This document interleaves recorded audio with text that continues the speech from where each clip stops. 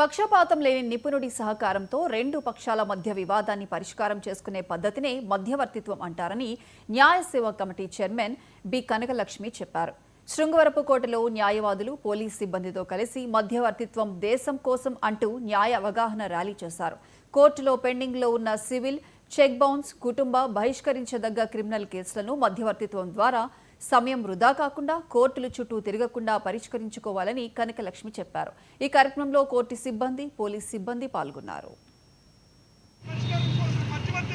అంటే రాజీ అవడం వల్ల ప్రజలకి శ్రేయస్సు ఉంటుందని చరిత్రలోని ఇదే మొదటిసారిగా జ్యుడిషియల్ ఆఫీసర్ అన్నవారు రోడ్డు మీదకి వచ్చి ర్యాలీలో పాల్గొనడం అన్నది బహుశా స్వతంత్రం వచ్చిన తర్వాత ఇదే మొదటి అవకాశం అవుతుంది.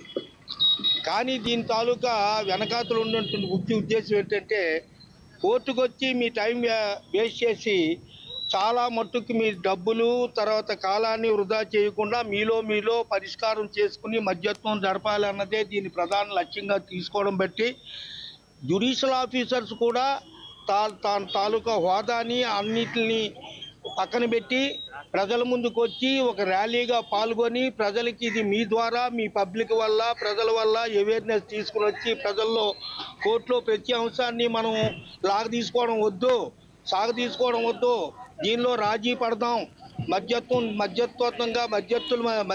ద్వారా మధ్యవర్తులు చేసుకుని రాజీ పడాలన్నది ఉద్దేశంతో వారు వచ్చారు.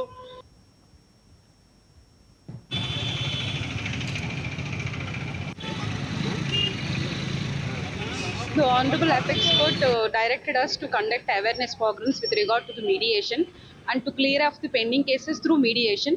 Mediation is nothing but ఒక మీడియేటర్ ఎవరైనా సరే ఈ కేసెస్ ఏమైనా పెండింగ్ కేసెస్ మీడియేషన్కి రిఫర్ అయితే త్రూ మీడియేటర్ ద్వారా త్వరగా కేసులు ఏదైనా న్యాయం జరగడానికి త్వరగా కేసులు సెటిల్ అవ్వడానికి ఈ యొక్క అవేర్నెస్ ప్రోగ్రామ్ కండక్ట్ చేయండి అని ఆనరబుల్ అపెక్స్ కోర్ట్ అందరికీ డైరెక్ట్ చేసింది.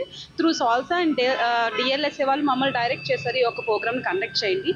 ద మెయిన్ రీజన్ ఏంటంటే పెండింగ్ కేసులు ఏవైతే ఉన్నాయో దాన్ని ఒక మీడియేటర్ని అపాయింట్ చేసి వాటిలన్నిటి కూడా త్వరగా సెటిల్మెంట్, దాంట్లోని బోత్ పార్టీస్కి న్యాయం జరిగే విధంగా ఒక తక్కువ ఖర్చుతోటి ఈ కేసులన్నీ రాజీ అయ్యే విధంగా అందరినీ అవేర్నెస్ చేయండి అని చెప్పేసి డైరెక్షన్ ఇచ్చారు. దానివల్ల ఈ ప్రోగ్రామ్ అడ్వకేట్స్ మా బార్ అంతటితో కలిపి చేయడం జరిగింది. ఏం లేదు, ఏమైనా సరే మీకు ఏమైనా కేసెస్ ఉంటే, కక్షదారులకు ఏమైనా కేసెస్ ఉంటే మా దగ్గరికి అప్రోచ్ అయితే మేము ఒక మీడియేటర్ని అపాయింట్ చేసి మీ కేసులు రాజీకి పరిష్కారం అయ్యేటట్టు చూస్తాము.